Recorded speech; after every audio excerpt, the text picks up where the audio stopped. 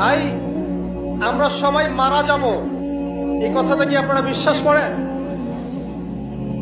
এই কথা যে বিশ্বাস করে যে পৃথিবীতে সে চিরস্থায়ী নয়, চিরদিন থাকতে আসে নাই, সে কি পৃথিবীতে উদ্ধত আচরণ করতে পারে? পাপ করলেও তো সে তওবা করে ফিরে আসবে, তাই নয় কি? এখন মানুষের চলাফেরা দেখলে কি মনে হয় যে মানুষ মারা যাবে কখনো? আমাদের সবার সামনে মৌত অপেক্ষা করছে।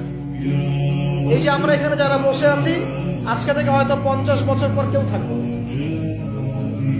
হতে পারে না? হতে পারে না?